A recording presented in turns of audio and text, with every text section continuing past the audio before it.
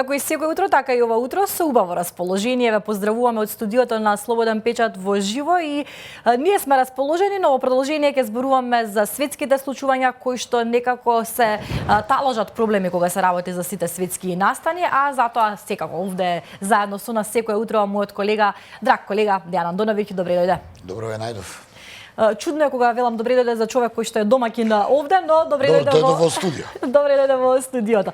Да започнеме со светските случувања.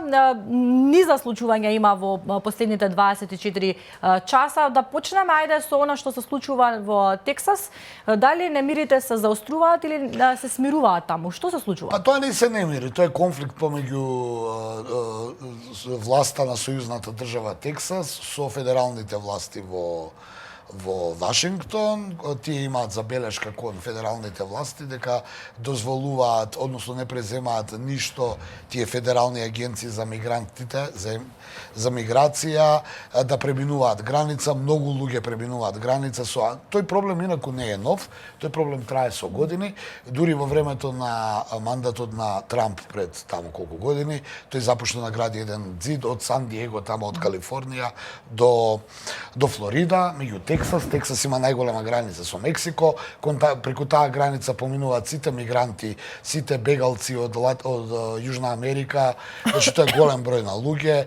Проценките беа дека околу 30.000 луѓе дневно влегуваат во Соединетите Американски држави. Исто така имаше една бројка дека само во декември поминале 100.000 луѓе, што е огромна бројка и што може да ја дестабилизира Тексас. Сега тука има неколку варијанти зошто е тоа така и што е причината. Тексас кој е републикански, чија власт е републикански, нивниот гувернер, сака да ја мобилизираат националната гарда против, на некој начин против желбата на Вашингтон, кој вели дека ќе ја прати својата федерална агенција за миграција.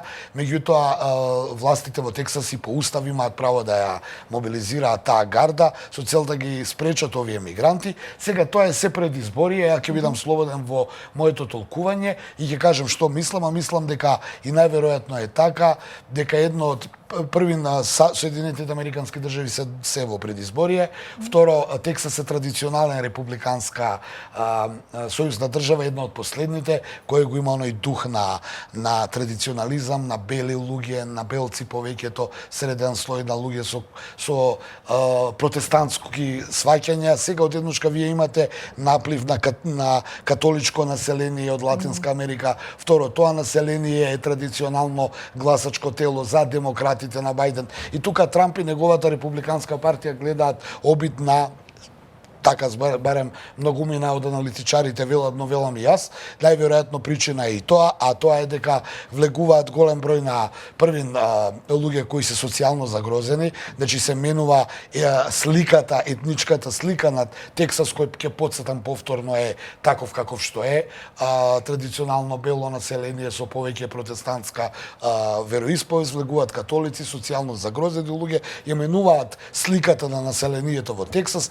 Тексас е еден од главните упоришта, можеби и последен во Соединетите Американски држави, каде што се држат оние традиционални стрейт, што би рекле, вредности бел маж, жена, семејство и сето тоа. Оружје, таму е дозволено поседување на оружје и носење на оружје. Значи една традиција која многу ми навелат дека ова е можеби причина таа да се наруши, оттаму и овој отпор на властите во Тексас кои сакаат тоа да го спречат. Значи се е еден вид на предизборие и наликува на нешто што го гледаме нели секаде во предизборните држави и кај нас сме гледале дали почнува таа се захуктува таа кампања, обвинувања. Еве сега последно во однос на тоа е дека завчера во Вашингтон беше нападнат еден од блиските соработници на Трамп во времето на неговата администрација, од засега непозната причина, при влегување во автомобил бил застрелан непознат маж, се бори за за својот живот се наоѓа во болница. Од друга страна имаше еден инцидент кој гледам дека се уште не го пренесуваат кај нас, дека наводно една трагедија се случила во Соединетите Американски држави, имено 32 годишен маж на YouTube објавил фотографија, објавил видео како ја исекол главата на неговиот татко, под образложение дека бил под притисок на мигранти, дека На сопствениот татко? Да, на сопствениот. Да се работи за психопат во секој случај, до тој ги спомнува мигрантите, мигрантската криза, дека ради мигрантите не можел да најде работа, дека изгубил ова, дека изгубил она. Сакам да кажам, сето тоа е некако во контекст на оваа битка која ќе биде се поизвесно многу тесна помеѓу актуелниот претседател Џозеф Бајден и Трамп, кој иако е осудуван, иако има судски процеси, иако има големи проблеми со ова, сепак очигледно е повеќе од сигурно одлучен да се врати во Белата куќа, а враќањето на Трамп во Белата куќа и спроведувањето на некои политики кои тој ги спроведуваше и ги најавува, битно ќе влијае на сите, буквално сите точки во светот. Ајде од Соединетите Американски држави да се пренасочиме кон најстариот континент. Ме загрижи и ме заинтересира што значи ова со НАТО, односно Германија, Холандија и Полска потпишаа договор со цел намалување на бирократијата, што го отежнува брзото распоредување на војници и оружје. Зошто толку земјеве сакаат да се распоредува оружјето и војниците? Зошто е засилена теорија? Се загрижувам како има впечаток како сите да се подготвуваат за војна. Па се подготвуваат, тоа и самите го кажуваат, дека треба да се подготвуваат. Пропагандата вели, јас велам пропаганда или реториката или наративот, како што помодерно го зборуваат многумина од нашите колеги, дека се поизвестно е онаа приказна на Западот, дека Русија, дека западната демократија се брани во Украина и дека Украина е прва на удар и дека ако падне Украина, паѓа цела Европа под руска доминација. Нешто што Москва се разбира го негира и вели ние немаме такви ниту амбиција, не верувам и дали има способност до тоа да го направи и зошто тоа би го направила. Но тоа е мое лично мислење. Во секој случај, веста која ти ја кажеш, можеме да протолкуваме вака. Се разбира од позиција на новинар кој ги следи вестите и евентуално нешто читал, прочитал. Но генерално има многу експерти и од областа на НАТО и војни експерти, па дури наши колеги експерти кои по разноразни медиуми велат дека знаат и веројатно знаат. Она што оваа вест би ја протолкувала е дека источното крило на НАТО, значи Литванија, Летонија, Естонија, тој дел што е во НАТО, се засилува, таа воена команда мора да се засили бидејќи доаѓа во точка на допир со Русија, бидејќи природно се граничи, но и во близина има воени действија, значи војна со Украина, овие три држави да можат полесно да ги распоредат воените сили, први има нормална ротација во тие воени бази и второ се подготвуваат, веројатно имаат некаков степен на тревога од аспект дека кога во близина во војната наука е дека кога во близина имате завојувана страна која се доближува и вие треба да ја подигнете борбената готовност. Од прилика тоа така би го нарекол, онака новинарски, малку и лаички, но да го разберат луѓето, така да сега таа бирократија треба да се олесни бидејќи во минатото требало овој да гласа, оној да гласа. Ние сме сведоци во Европската унија, особено и во НАТО, дека таа бирократија многу знае да ги отежни работите, па понекогаш не може ни да се направат вистински чекори и да се реагира поради таа бирократија и многу пати од тие одлуки на Брисел, било НАТО, Брисел, било Европска унија, Брисел, поради таа бирократија задоцнето да реагираат. Нешто слично и ова со помошта за Украина, да се префрлам. Утре треба европските лидери да се обидат да го убедат Виктор Орбан, унгарскиот претседател, кој зборував јас вчера дека Унгарија сака да ја блокира помошта за Украина, европската помош на Украина со замрзнатите средства од руските замрзнати средства над 50 милиарди долари или евра, ми се чини беше веста. Наводно Орбан ја блокира, односно Унгарија, под образложение дека првин не сака да ги нарушува односите со Русија, бидејќи смета дека Унгарија има интерес да соработува со Русија од економски аспект пред се и енергетски. Од друга страна, Орбан има забелешка кон Киев дека поради низа закони изминатите години, унгарското малцинство кое живее зад Карпатите, негде околу 150 илјади, барем така рече официјална Будимпешта, ги нема они основни права, односно Киев му им ги одзел, па оттаму и Орбан сакаат на некој начин да се одмазди кон Киев и да каже, види, вие ако некете со нас да соработувате, ние вас нема да ви помогнеме. Сепак, повеќе од известно е дека Унгарија утре ќе мора да попушти, поради низа причини.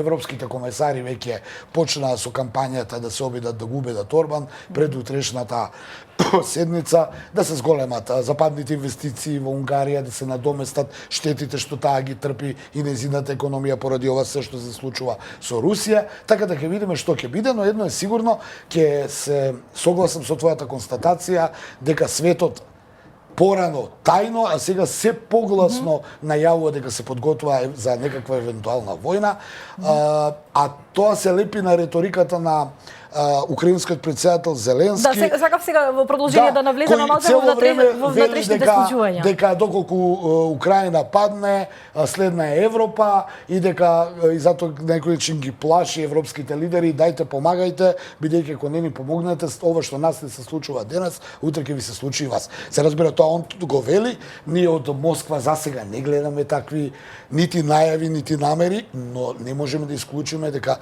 некаква геостратегија се подготвува. Да се задржиме уште малку на Украина, ќе ги замолам од режија повторно да ги вратиме фотографиите со Зеленски. Има нови моменти кога се работи за внатрешната политика во Украина. Па и таму се пред избори, да. Не знам точно кога се председателските избори, но брзо ќе бидат. Нешто што неодамна го наговестивме овде, односно ти го наговести, има нови моменти и нови случувања. Да, излезе вчера информацијата и официјално дека Зеленски побарал од актуелниот началник на Генералштабот на Украинската армија, генерал Залужни, да поднесе оставка, поради неговата забелешка е дека излезе еден скандал со корупција, со снабдување со оружје и со сето тоа, и Зеленски се обидува да се извлече од таа вмешаност, бидејќи тој на некој начин е обвинет за тоа и се обидува целата работа да ја префрли на генерал Залужни, но за сето ова стои веројатно и оваа предизборна кампања, бидејќи Зеленски сака да биде реизбран на функцијата председател на Украина, од друга страна иако не ги пројавува јавно, сепак многу се шпекулира дека контракандидатот на овие избори во трката за нов председател на Украина ќе биде токму Залужни. Јас и вчера зборував и неколку пати дека тој има некаква позитивна роља и добар рейтинг меѓу украинците, бидејќи како војник успеа на некој начин да се справи со војната со една Русија која колку и да сака некој да девалвира е суперсила, така да тој немаше некои проблематични изјави изминативе 2-3 години, иако беше во фокусот на вниманието, беше на некој начин генерално успешен како началник на Сдружен генералштаб. Од друга страна, сега тој многумина велат аналитичари дека е добро решение за да биде нов председател на Украина, па од негова перспектива од утре, бидејќи нема лошо минато да седна на преговарачка маса, бидејќи повеќе од сигурно дека ќе мора да седнат на преговарачка маса украинците и русите. Сега, пошто Путин во март е повеќе од известно ќе биде реизбран, Зеленски не би можел да седне со него на преговарачка маса, туку се бара зад кулисите, зад очите на јавноста, некое решение од Киев, кој ќе може да седне на преговарачка маса и да се договори со рускиот председател да дојде до крај на војната во Украина. Се разбира, сето ова што го зборувам е врз база на она што можеме да го прочитаме, да го видиме, да го заклучиме. Веројатно има и многу работи кои нема никаш ни да дознаеме што биле, а веројатно има и многу работи кои може да ни изненадат, па сето ова што го зборувам сега да се смени за она како што велат у нашиот народ, што носи ден, не носи година.